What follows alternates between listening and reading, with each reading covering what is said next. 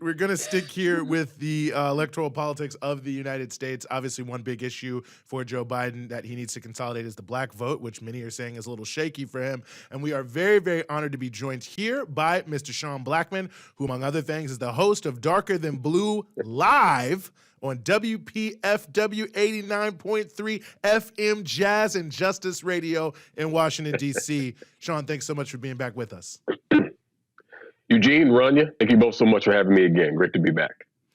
Well, great to have you here. And obviously, we were talking about Mr. Biden and the black vote. I mean, there's so many different pieces to it. But I guess the place I wanted to start here is there's an article in Politico that came out recently because many people have been saying because of Gaza, because of the economy, because of various different things, a lot of black people are thinking we can't, especially younger people, we cannot vote for this guy.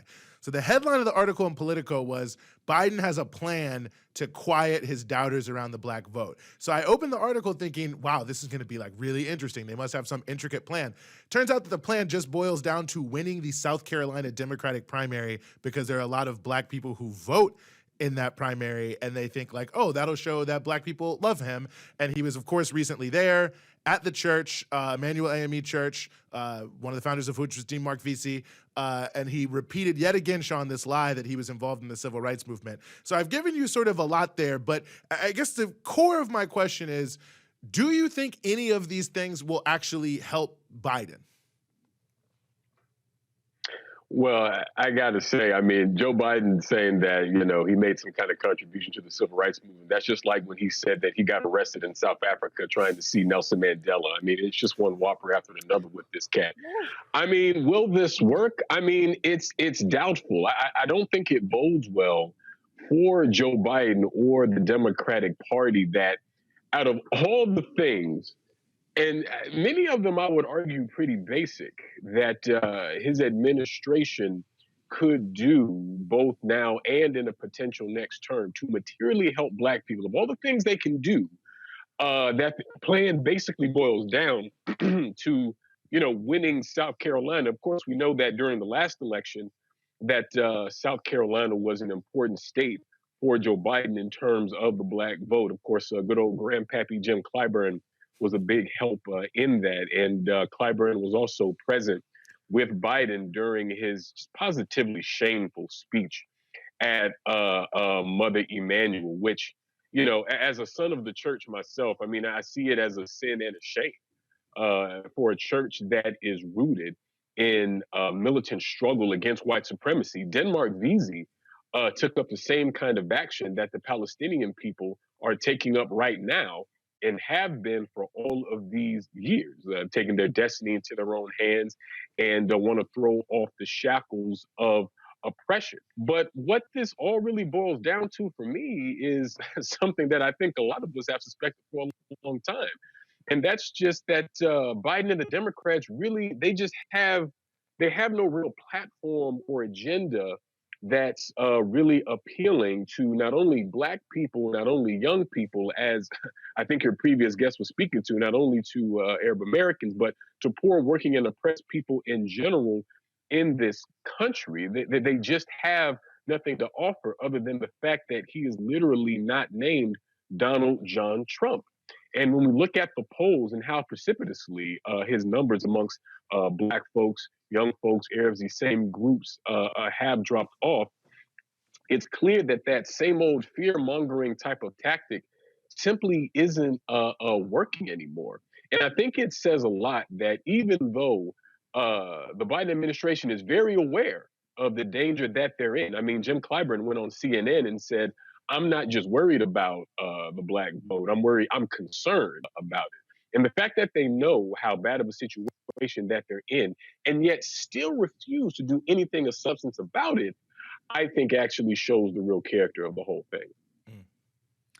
Yeah, I think that's very well put, Sean. And, you know, it's amazing the way the Democratic Party leadership just constantly expects black people to vote for them. I mean, but black American voters are very loyal to the Democratic Party for historical reasons that are very understandable.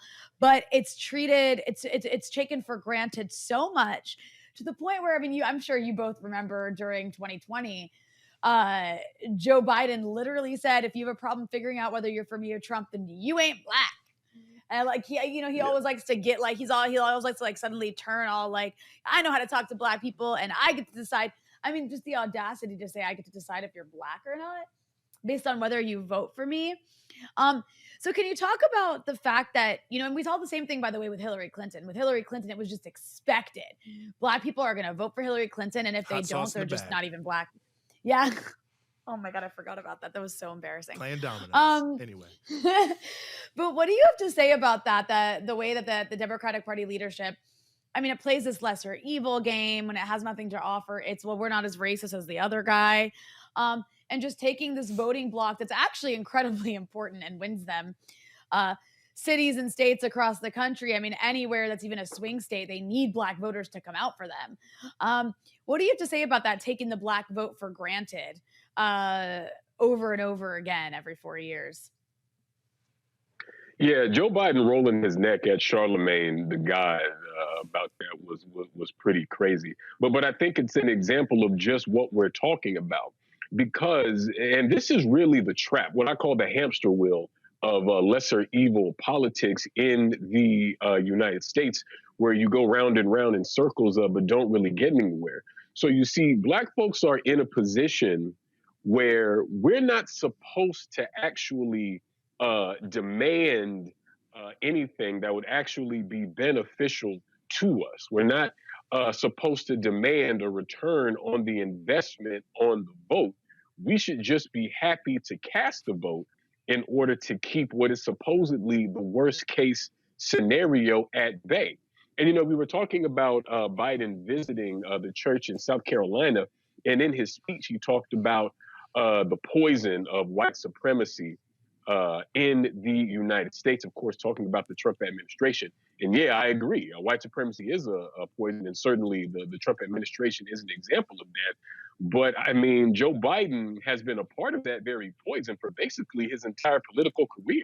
I mean, we know that he praised racist segregationists like James Eastland and Strom Thurmond and John Stennis. We know about his role in helping to construct the current racist mass incarceration state and all of these sorts of things. But we're not supposed to raise any of that. We're not supposed to talk about that.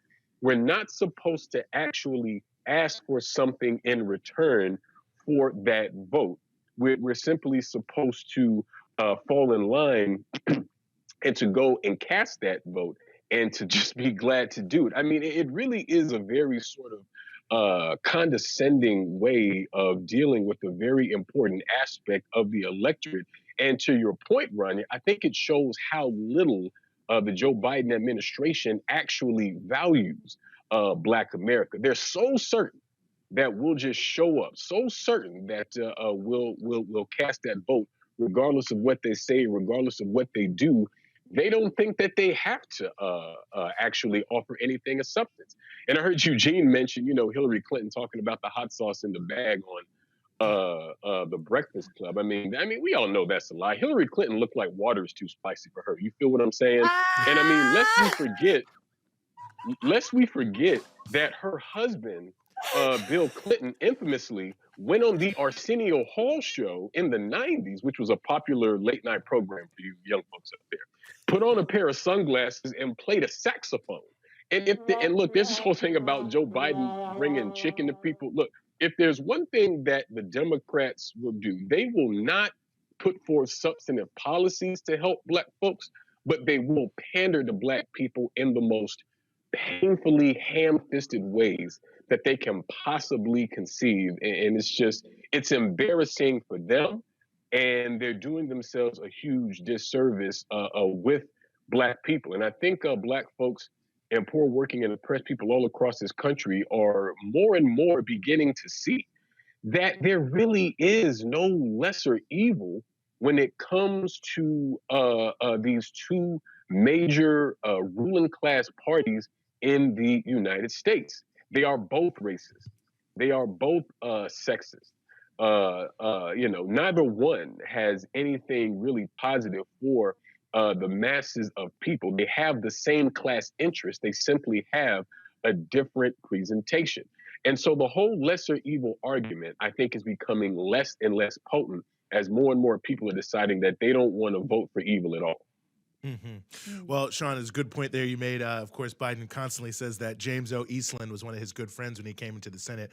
Easily one of the most racist people to ever serve there. But the thing about it that is always notable to me, Sean, is that the whole context of him bringing it up is the Senate was good when we were all friends and hung out and had dinner with each other.